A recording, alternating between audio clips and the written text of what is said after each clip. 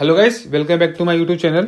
My name is Abhishek Kumar और इस video में हम C++ एसक्यूएल को ही कंटिन्यू करेंगे और उसमें सेट्स को कवर करेंगे। तो देख लेते हैं हमारे सेट्स क्या होते हैं। Sets are a type of associative containers in which each element has to be unique because the value of element identifies it. The value are sorted in a specific order. तो इसके लिए sets में जो values होती हैं हमारी, वो सारी यूनिक वैल्यूज़ होती हैं और कोई भी डुप्लीकेट वैल्यू नहीं होती। सपोज अगर आप सेट्स में 1, 2 एंड 2 और 3 इंसर्ट करते हो तो वो ऑटोमेटिकली डुप्लीकेट को रिमूव कर देगा और हमारे सेट में 1, 2 एंड 3 ही बचेंगे, राइट। तो ये हमारा नॉर्मल सेट होता है। यही एक सेट की मेन प्रॉपर्टी होती है, यूनिक एलिमेंट होते हैं उसमें सारे। तो आप देख सकते हैं कितने टाइप के हमारे पास सेट होते हैं। हमारे पास 3 टाइप के सेट होते हैं, ऑर्डर्ड सेट, अनऑर्डर्ड सेट और मल्टी सेट। तो इस वीडियो में भी हम ऑर्डर्ड सेट और अनऑर्डर्ड सेट को तो काफ़ी अच्छे से देखेंगे, उसका प्रैक्टिकल इम्प्लीमेंटेशन भी देखेंगे। बट मल्टी सेट का मैं एक बेसिक इंट्रोडक्शन आपको दे दूंगा क्योंकि हम इसको भी ज़्यादा कंप्यूटर प्रोग्रामिंग में और नॉर्मल कोडिंग में यूज़ नहीं करते, जैसे हम मल्टी मैप को यूज़ नहीं करते, राइट। तो ऑर्डर सेट देख लेते हैं। Order set contents unique elements. सारी वैल्यूज हमारी इसमें यूनिक होती हैं, कोई भी डुप्लीकेट नहीं होती। और जो एलिमेंट होते हैं वो शॉर्टेड ऑर्डर में होते हैं, राइट। क्योंकि ऑर्डर सेट है तो सारे एलिमेंट हमारे एक स्पेसिफिक ऑर्डर में शॉर्ट रहते हैं, राइट। और रैंडम एक्सेस पॉसिबल नहीं होती इसमें, राइट। हम कोई भी पर्टिकुलर वैल्यूज़ को एक्सेस नहीं कर सकते। जैसे हम लिंक लिस्ट में हमें कोई वैल्यू एक्सेस करनी होती है तो हमें पूरी लिंक लिस्ट ट्रैवर्स करनी होती है, ऐसे ही हम सेट में भी कोई रैंडम एक्सेस नहीं कर सकते। इसके बाद आता है हमारा अनऑर्डर्ड सेट। सो अनऑर्डर्ड सेट में भी हमारे यूनिक एलिमेंट्स होते हैं सारे, कोई डुप्लीकेट नहीं होते, राइट। और जो एलिमेंट होते हैं वो शॉर्टेड ऑर्डर में नहीं होते, राइट, वो एक अनऑर्डर्ड वे में होते हैं। जैसे हमारे अनऑर्डर्ड मैप में क्या होता था, उसमें भी कोई शॉर्टेड ऑर्डर नहीं होता था, राइट। वैसे ही इसमें भी जो एलिमेंट होते हैं वो एक नॉट शॉर्टेड वे में होते हैं और रैंडम एक्सेस इसमें भी पॉसिबल नहीं होती हमारी, राइट। तो ये हमारे ऑर्डर्ड सेट है, अनऑर्डर्ड सेट होते हैं। अब इसका एक प्रैक्टिकल इंप्लीमेंटेशन देख लेते हैं, उसके बाद फिर हम मल्टी सेट को देखेंगे। तो चलिए VS कोड पे चलते हैं और इनका प्रैक्टिकल इंप्लीमेंटेशन भी देख लेते हैं। तो चलिए गाइस अपने नॉर्मल सेट देख लेते हैं। और नॉर्मल सेट को हम कैसे क्रिएट करते हैं, कैसे उसमें वैल्यूज को इंसर्ट करते हैं, कैसे वैल्यूज को डिलीट करते हैं, वो सब हम देख लेते हैं। तो ये कुछ फंक्शन है जो अभी हम इस वीडियो में देखेंगे, राइट। तो सबसे पहले एक नॉर्मल सेट क्रिएट कर लेते हैं। उसके लिए मैंने अपनी एक हेडर फाइल अपने कोड में इंक्लूड कर ली है। तो सेट को क्रिएट करने के लिए हम सिंपल लिखेंगे सेट डेटा टाइप और उसका नाम। तो ये हमारा एक नॉर्मल सेट क्रिएट हो गया है। अब इसमें कुछ वैल्यूज को इंसर्ट कर लेते हैं। तो मैं कुछ वैल्यूज इंसर्ट कर देता हूँ।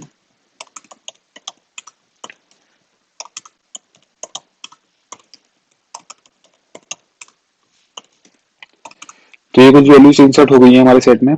अब इसको एक बार प्रिंट करा लेते हैं। तो प्रिंट कराने के लिए हम वही आइटरेटर वाला मेथड यूज करेंगे। तो हम सिंपल पहले एक आइटरेटर क्रिएट कर लेते हैं। तो एक बार रन कर लेते हैं। तो ये हमारे पास वैल्यूज प्रिंट होकर आ गई हैं 1, 2, 3, 4। तो यहाँ पे आप देख सकते हो जो हमारी वैल्यूज स्टोर है वो इंक्रीजिंग ऑर्डर में स्टोर है, राइट। जो हमारा सेट होता है उसमें वैल्यूज एक पर्टिकुलर ऑर्डर में स्टोर होती हैं। तो जो हमारा नॉर्मल सेट होता है वो इंक्रीजिंग ऑर्डर में हमारी वैल्यूज को स्टोर करता है, राइट। अगर हमें डिक्रीजिंग ऑर्डर में हमारी वैल्यूज को स्टोर करना है, लाइक डिसेंडिंग ऑर्डर में, तो हम सिंपली यहाँ लिखेंगे ग्रेटर इंट। ये एक टाइप का कंपैरेटर होता है। कंपैरेटर्स क्या होता है ये भी हम एक अपनी अलग वीडियो में कवर करेंगे, राइट। तो अभी के लिए हम समझ लेते हैं, यहाँ पे हम ग्रेटर इंट लिखेंगे तो हमारी वैल्यूज क्या होंगी, डिसेंडिंग ऑर्डर में स्टोर होंगी। तो इसको भी प्रिंट करा देते हैं। तो इसके लिए भी हमें अपना आइटरेटर जो हमने यहाँ बनाया था वो चेंज करना होगा, राइट। अब इसको प्रिंट करा लेते हैं एक बार। तो आप देख सकते हैं यहाँ जो वैल्यू हमारे प्रिंट हुई है वो एक डिसेंडिंग ऑर्डर में हुई है, 4, 3, 2, 1। तो ये हमारा नॉर्मल सेट होता है। अब जैसे सेट में भी हमारे 4 वैल्यूज हैं जो कि चारों यूनिक है। अगर मैं कुछ डुप्लीकेट वैल्यू अब इंसर्ट करता हूँ, सपोज मैं इंसर्ट करता हूँ 1 एंड 2। तो अब जो डुप्लीकेट वैल्यूज हैं वो इसमें इंसर्ट नहीं होंगी क्योंकि बेसिकली जो हमारा सेट होता है उसमें सारी वैल्यूज यूनिक होती हैं। तो अगर मैं इसको रन करूंगा तो यहाँ कोई भी चेंजेस नहीं होंगे क्योंकि जो हमारी वैल्यूज हैं वो सारी यूनिक है, डुप्लीकेट वैल्यू हमारी स्टोर नहीं होंगी। तो ये तो था हमारा इंसर्ट फंक्शन। इसके बाद हमारे पास होता है इरेज। इरेज से बिल्कुल मैप कितना 2 तरह से वर्क करता है। अगर हम कोई एक पर्टिकुलर वैल्यू डिलीट करना चाहते हैं तो वो भी कर सकते हैं, और कुछ रेंज में वैल्यू डिलीट करना चाहते हैं तो वो भी कर सकते हैं। तो पहले एक नॉर्मल वैल्यू डिलीट करके देख लेते हैं। हम सिंपली लिखेंगे एस डॉट इरेज। सपोज मेरे को 2 डिलीट करना है, मैं सिंपली लिख दूंगा 2 एंड देन हम उसको अब प्रिंट करा कर देख लेते हैं। इससे पहले एक बैकस्लैश एन लगा लेते हैं, रन कर लेते हैं। तो आप देख सकते हैं यहाँ पे जो हमारी वैल्यूज है वो 431 है, 2 हमारे यहाँ से डिलीट हो चुका है, राइट। तो अब ये तो हमारा नॉर्मल इरेज। अगर हमें कुछ रेंज में वैल्यूज को डिलीट करना है तो उसमें सेम हमें 2 आइटरेटर पास करने पड़ेंगे। एक तो फर्स्ट पॉइंट का आइटरेटर और जहां तक डिलीट करनी है उसका नेक्स्ट वाला आइटरेटर, जैसा कि हमने मैप में डिलीट किया था, राइट। तो मैं इसको कमेंट आउट कर देता हूँ। सो अगर सपोज मेरे को 4 से लेकर 2 तक की वैल्यूज को डिलीट करना है, रेंज की वैल्यू को डिलीट करना है, तो मैं एक तो 4 का आइटरेटर अपने इरेज फंक्शन में पास करूंगा और साथ ही जो हमारी 2 है, क्योंकि हमें 2 तक डिलीट करना है, उसका एक नेक्स्ट वाली वैल्यू का आइटरेटर पास करूंगा जो कि 1। तो मेरे को 4 का और 1 का आइटरेटर पास करना पड़ेगा मेरे इरेज फंक्शन में, राइट। तो वो कर लेते हैं। सिंपली हम लिखेंगे एस डॉट इरेज और हमें फर्स्ट वाले इंडेक्स का आइटरेटर कैसे मिलेगा, एस डॉट बिगिन से। और अब मुझे 1 का आइटरेटर निकालना है, तो या तो मैं एस डॉट एंड पास कर लूं या फिर हम सिंपल फाइंड का यूज कर सकते हैं। एस डॉट फाइंड सिंपली लिख देंगे 1, राइट। हम यहाँ पे एंड भी पास कर सकते हैं और उससे हमें लास्ट वाले का आइटरेटर मिल जाएगा। बट फाइंड देख लेते हैं, फाइंड भी हमारा जैसे मैप में वर्क करता है वैसे ही वर्क करेगा। हम फाइंड भी देख लेंगे इसके बाद कैसे वर्क करता है चैट में, राइट। तो एक बार फिर से इसको प्रिंट करा के देख लेते हैं।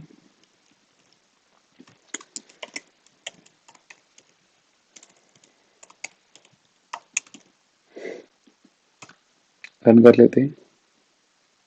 तो अब हमारे सेट में सिर्फ 1 बचा, क्योंकि 4 से लेकर 2 तक की वैल्यूज हमने और डिलीट कर दी है। तो ये बेसिकली इरेज फंक्शन था, राइट। इसको ही मैं कमेंट कर देता हूँ अभी के लिए। तो फाइंड देख लेते हैं। फाइंड बेसिकली कोई वैल्यू सर्च करने के काम आता है हमारे सेट में। अगर कोई पर्टिकुलर वैल्यू हमें सर्च करनी है अपने सेट में तो हम फाइंड का यूज करेंगे। तो फाइंड में बेसिकली 2 चीज होती है, या तो हमें वैल्यू हमारे सेट में मिलेगी या नहीं मिलती। अगर वैल्यू हमारे सेट में प्रेजेंट है तो वो उसका हमें आइटरेटर रिटर्न करके दे देती है, और अगर वैल्यू हमारे सेट में नहीं प्रेजेंट है तो जो सेट की लास्ट वाली वैल्यू होती है वो हमें उसका आइटरेटर रिटर्न करके दे देता है, राइट। तो एक बार देख लेते हैं इसको। तो एक सिंपल सा कोड है जिसमें हम एक की सर्च कर रहे हैं, हमारे सेट में प्रेजेंट है या नहीं है।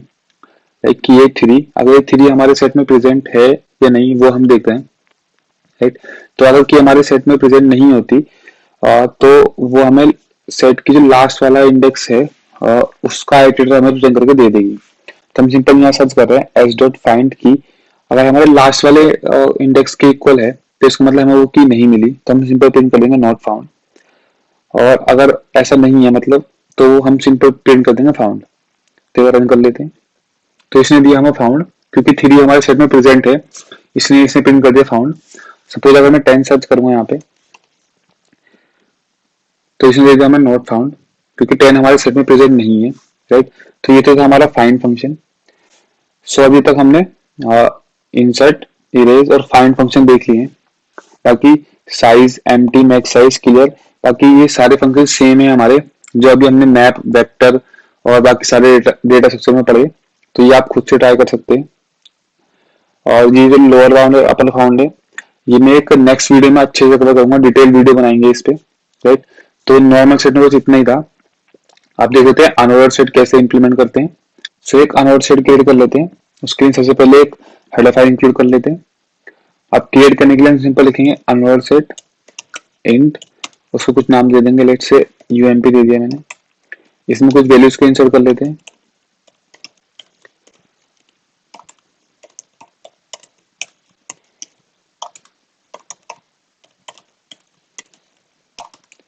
तो मैंने कुछ वैल्यूज इंसर्ट कर दी हैं। अब इसको प्रिंट करा कर देख लेते हैं। तो सिंपल लिखेंगे हम अनऑर्डर सेट इंट आइटरेटर। तो ये हमारा एक आइटरेटर क्रिएट हो गया। फॉर लूप लगाएंगे,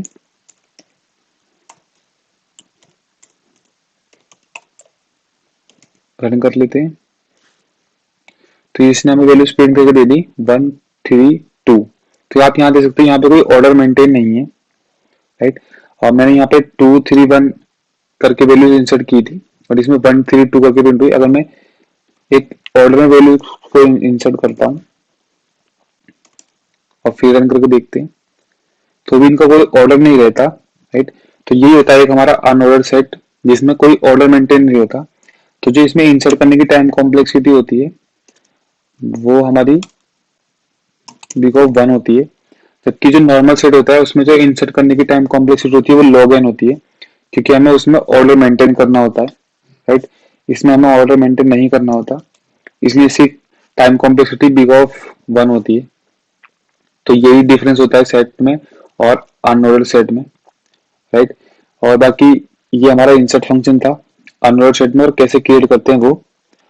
बाकी इरेज और बाकी फाइंड फंक्शन सारे सेम ही रहेंगे हमारे सेट वाले, राइट।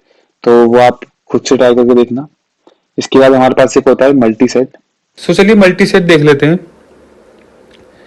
मल्टी सेट में बेसिकली सारी प्रॉपर्टी हमारी सेम सेट वाली होती हैं, राइट।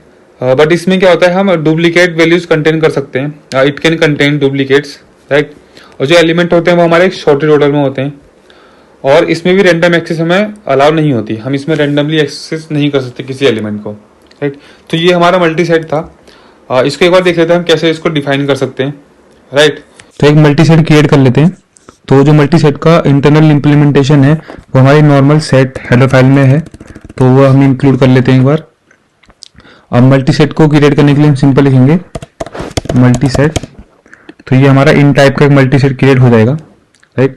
तो बेसिकली मल्टी सेट में क्या होता है, हमारी जो वैल्यूज होती हैं वो डुप्लीकेट हो सकती हैं, जबकि जो हमारा नॉर्मल सेट था उसमें सारी वैल्यूज हमारी यूनिक होती हैं। अगर हम डुप्लीकेट इंसर्ट भी करते हैं तो वो इंसर्ट नहीं होती एक तरह से, बट इसमें हम डुप्लीकेट इंसर्ट कर सकते हैं। तो अगर मैं इनको दोबारा से इंसर्ट करूं तो देखते हैं ये इंसर्ट होंगी या नहीं होंगी, और इसको एक बार प्रिंट करा लेते हैं और रन कर लेते हैं एक बार। तो यहाँ देख सकते हो आप, ये जो वैल्यूज है हमारी वो डुप्लीकेट भी इंसर्ट हो गई हैं। तो यही हमारा मल्टी सेट था। इसको हम ज़्यादा डीप में नहीं देखेंगे क्योंकि इसका हम बहुत रेयरली यूज़ करते हैं, राइट। तो इस वीडियो में इतना ही था। अब मैं आपसे नेक्स्ट वीडियो में मिलता हूँ जिसमें हम सेट और अनऑर्डर्ड सेट पर कुछ प्रॉब्लम्स करेंगे, राइट। तो thank you guys, and don't forget to like and subscribe the channel, and also please press the bell icon.